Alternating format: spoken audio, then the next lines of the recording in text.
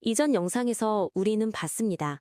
당신이 AI를 두려워하는 이유, 당신이 시작을 못하는 이유, 당신이 완벽하지 않으면 불안한 이유. 전부 당신 잘못이 아니었습니다. 30년 전 당신의 뇌가 그렇게 학습했을 뿐이에요. 그럼 이제 질문입니다. 그래서 어떻게 해? 좋은 소식이 있습니다. 뇌는 바뀔 수 있습니다. 30년 된 패턴도 고칠 수 있어요. 천천히, 하지만 확실하게. 이제부터는 회복의 이야기입니다. AI가 1초 만에 답을 내놓는 세상에서 당신이 당신의 속도로 가는 법. 시작합니다. 나는 할 수 있다는 환상이 아니에요. 증거입니다.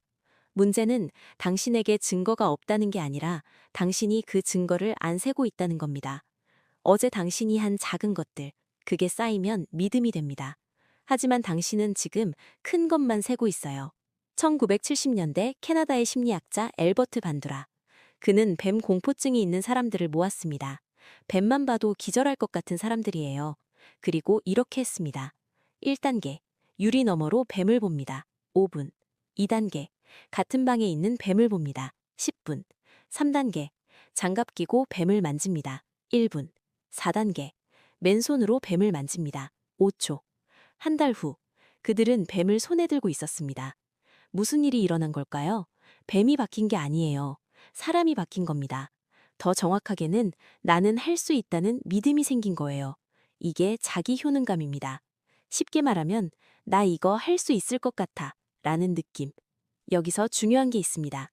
자기 효능감은 마음 먹는다고 생기는 게 아닙니다. 나는 할 수 있어. 파이팅. 100번 외쳐도 안 돼요. 자기 효능감은 경험에서 옵니다. 작은 성공이라도 괜찮습니다. 직접 해본 성공이어야 해요. 2026년 AI를 배우려는 당신. 잘못된 방법. 이번엔 AI 완전 정복한다. 10시간짜리 강의 신청, 1시간 보다가 너무 어려움. 역시 나는 안 돼. 포기. 결과 자기 효능감 하락. 올바른 방법. 오늘은 AI의 질문 하나만 해보자. 한국 여행지 추천해줘. 입력. 되네. 다음날, 오늘은 좀 더 구체적으로 물어볼까? 3월에 가기 좋은 벚꽃 명소 알려줘. 입력. 또 답변이 나옴. 아, 이렇게 물어보면 되는구나. 일주일 후. 업무 메일 초안 작성해줘. 입력. 나온 초안 수정해서 사용. 와, 진짜 유용하네? 결과, 자기 효능감 상승. 차이가 뭘까요? 크기가 아니에요. 속도입니다. 뱀 공포증 실험을 다시 봅시다. 처음부터 뱀 잡아보세요 하면 못해요. 하지만 유리 너머로만 보세요 하면 할 수 있습니다. 할 수 있는 걸 하면 다음 단계도 할 수 있게 됩니다. 반대로 할 수 없는 걸 하면 다음 단계는 더 못하게 돼요. 당신이 지금까지 실패한 이유는 간단합니다. 너무 큰 걸 시도했습니다. 이번 주에 파이썬 마스터하기, 불가능. 오늘 프린트 헬로우, 한 줄 실행해보기, 가능. 한 달 안에 AI 전문가 되기, 불가능. 오늘 AI로 할 일 목록 만들어보기, 가능. 여기서 중요한 원칙이 있어요. 0.1% 법칙. 매일 0.1%씩만 나아지면 됩니다. 그게 무슨 소용이에요? 계산해 볼까요? 365일 동안 매일 0.1% 성장하면 1년 후 약 44% 성장. 365일 동안 매일 1% 성장하면 1년 후 약 37배 성장. 하지만 대부분 사람들은 3일 동안 50% 성장 시도, 4일째 포기, 1년 후 0% 성장. 아주 작게 쪼개세요. 목표 AI 활용 능력 기르기. 잘못된 계획, 주말에 10시간 공부하기. 올바른 계획, 월, AI에 질문 1개 하기, 5분. 화, 어제 질문 응용해보기, 5분. 수, 업무에 써먹을 질문 생각해보기, 5분. 목, 실제로 업무에 써보기, 10분. 금, 안 되는 거 다시 시도하기, 5분.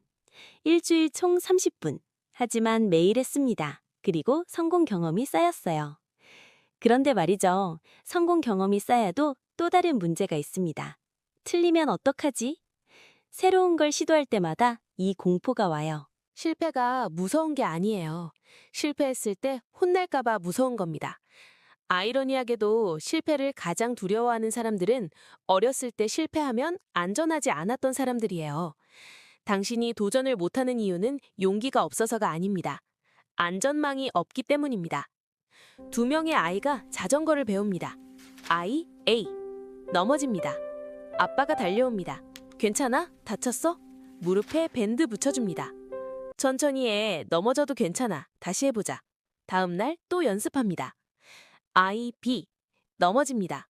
엄마가 한숨 쉽니다.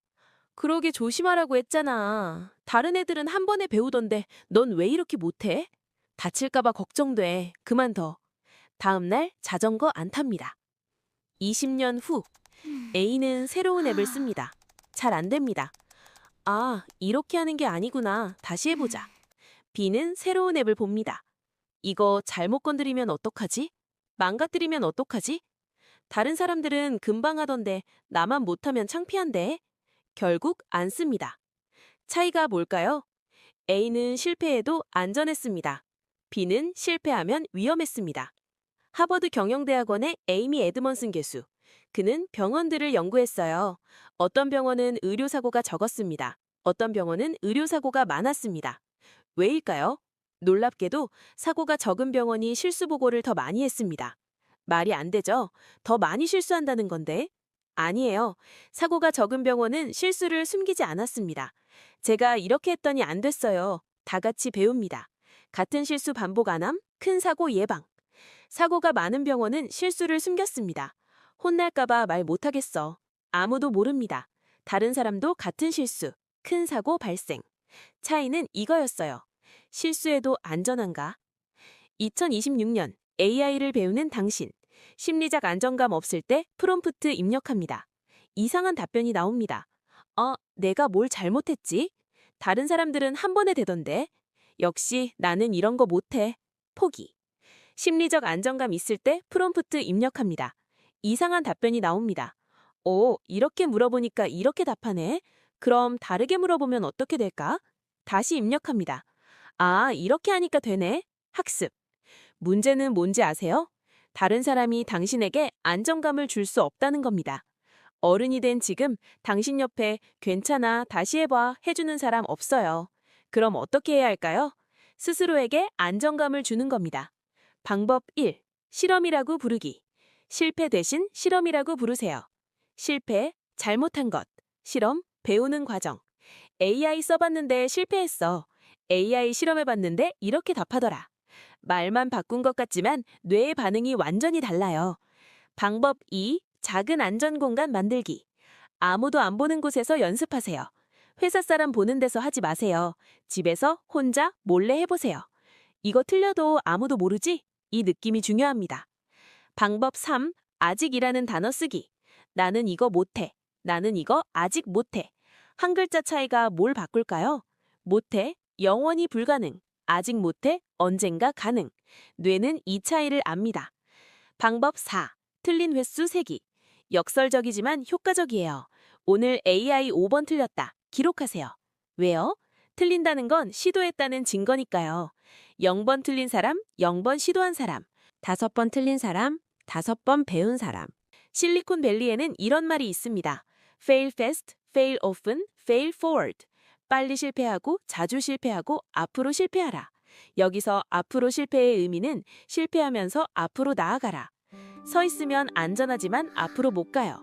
걸으면 넘어질 수도 있지만 앞으로 가요. 당신에게 필요한 건 넘어져도 괜찮아 라는 믿음입니다. 그런데 말이죠. 안전해도 작게 시작해도 잘못된 방향으로 가면 의미 없어요. 남들보다 빠르게 가는 게 중요한 게 아니에요. 당신이 원하는 곳으로 가는 게 중요합니다.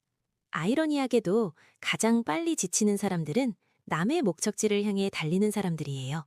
당신이 뒤처진 게 아닙니다. 당신이 남의 경주에 참여하고 있을 뿐입니다. 마라톤 대회를 상상해 보세요. 출발선에 1000명이 섭니다. 총소리가 나면 다들 뜁니다.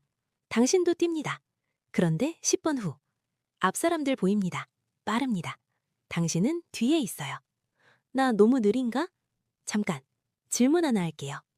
당신은 왜 이 마라톤에 참가했나요? 선수 A.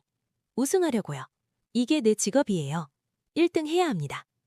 선수 B. 작년보다 기록 단축하려고요. 1등 안 해도 됩니다. 자기 기록만 갱신하면 돼요. 당신. 다들 뛰길래요? 왜 뛰는지 모릅니다. 이게 문제예요. 2026년 AI 시대. 다들 배웁니다. AI, 미드저니, 코파일럿. 당신도 배우려고 합니다. 왜요? 다들 배우니까요? 안 배우면 뒤처질 것 같아서요. 회사에서 하래서요? 잠깐만요. 당신은 뭘 하고 싶은데요? 심리학자 에드워드 대시와 리처드 라이언.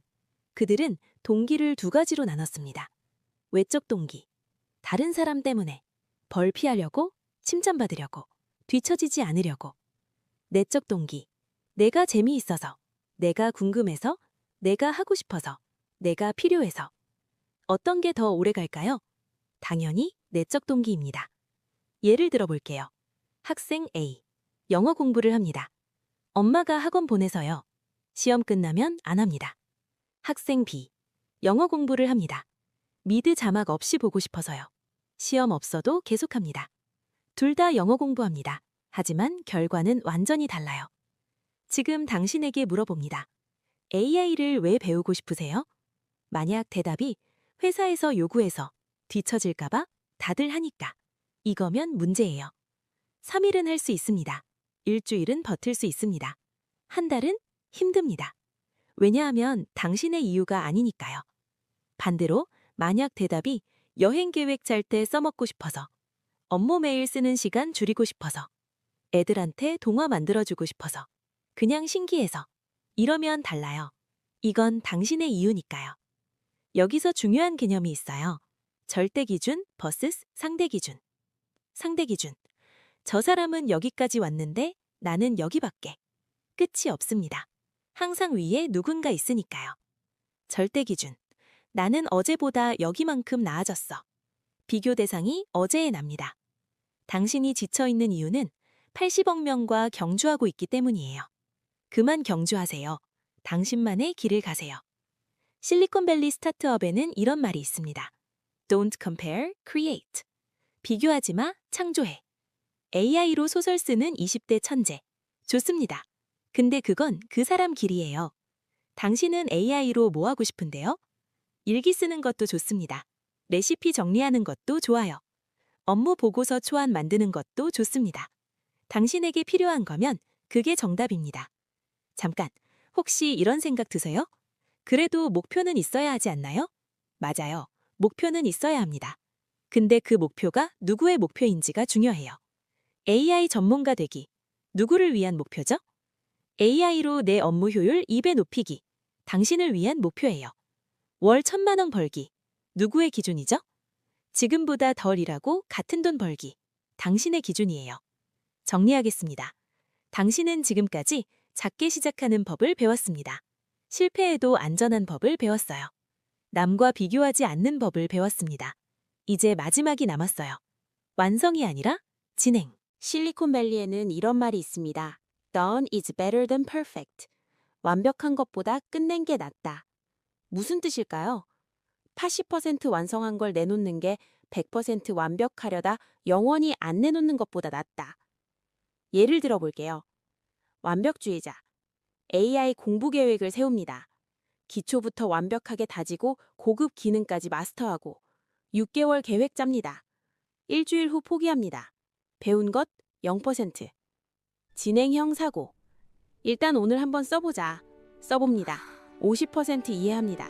내일 또 써보자. 일주일 후 업무에 써보고요. 완벽하지 않습니다. 그래도 씁니다. 배운 것 50%, 그리고 계속 증가 중.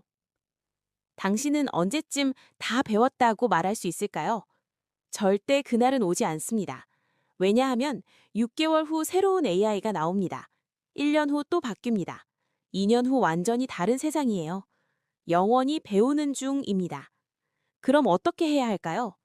배우는 중을 즐기는 겁니다. 방법 1. 문장 바꾸기.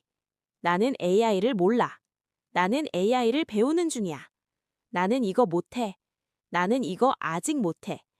나는 느려. 나는 내 속도로 가고 있어. 방법 2. 결과가 아니라 과정을 기록하세요. 결과가 아니라 과정을 기록하세요. 오늘 AI로 뭘 만들었다. 이건 no. 오늘 AI에 3번 질문했다. 이건 yes. 오늘 완벽하게 이해했다. 이건 no. 오늘 어제보다 조금 더 이해했다. 이건 yes. 방법 3. 버전 개념. 소프트웨어는 버전으로 나옵니다. 1.0, 2.0, 3.0. 완벽하지 않아도 일단 냅니다. 그리고 계속 업데이트해요. 당신도 마찬가지입니다. 지금 나 버전 1.0 불완전합니다. 괜찮아요. 3개월 후 나 버전 2.0 여전히 불완전합니다. 괜찮습니다. 평생 계속 업데이트 중. 마지막으로 이걸 기억하세요. AI가 1초 만에 답을 내놓는 세상에서 당신이 3일 걸려 이해하는 건 부끄러운 게 아니에요. 그게 인간적인 겁니다. 기계는 업데이트되지만 당신은 성장합니다. 기계는 완벽하지만 당신은 진행 중입니다. 그리고 그게 더 아름다워요. 정리하겠습니다. 첫 번째 이야기에서 당신이 AI를 두려워하는 건 AI 때문이 아니라 30년 전 뇌에 새겨진 또 뒤처진다는 공포 때문이었습니다. 두 번째 이야기에서는 당신이 시작 못하는 건 능력이 없어서가 아니라 어렸을 때 배운 완벽해야 안전해 라는 믿음 때문이었어요. 이제 마지막 세 번째 이야기에서 우리는 배웠습니다.